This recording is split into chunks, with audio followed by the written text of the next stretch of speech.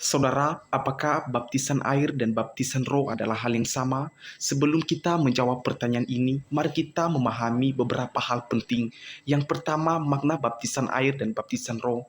Baptisan air adalah perintah Allah yang melambangkan bahwa seseorang telah menerima Yesus Kristus sebagai Tuhan dan Juru Selamatnya. Baptisan ini menjadi penegasan dan pernyataan kepada dunia bahwa hidupnya kini milik Tuhan, hidup bagi Tuhan, dan siap mengabdi kepada Tuhan.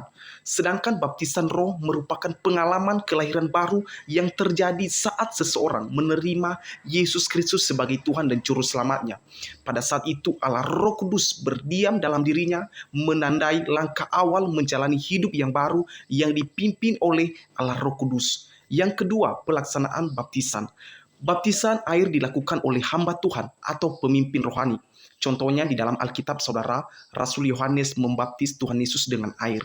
Sementara itu, baptisan roh diberikan atau dilakukan oleh Yesus Kristus melalui Allah Roh Kudus. Yang ketiga, makna keselamatan dan tujuan baptisan.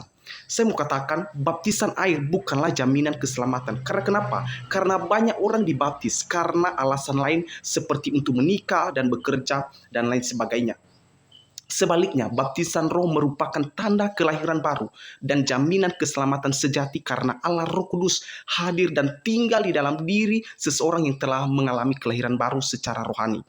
Karena itu, saudara, penting bagi kita untuk memeriksa diri apakah kita selama ini memberi diri untuk dibaptis dengan air karena iman kepada Kristus atau motivasi yang lain. Yang keempat, hubungan baptisan roh dan baptisan air. Saya mau katakan saudara bahwa seseorang bisa diselamatkan tanpa baptisan air. Namun tidak ada keselamatan tanpa mengalami baptisan roh, yaitu kelahiran baru.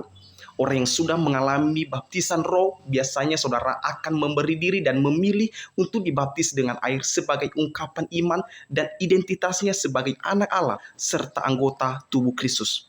Pada akhirnya, dari penjelasan ini kita dapat melihat bahwa baptisan air dan baptisan roh adalah dua hal yang berbeda. Memahami perbedaan ini akan membantu saya dan saudara untuk mengajarkan kepada jemaat dengan lebih benar dan lebih tepat. Terima kasih, Tuhan Yesus memberkati.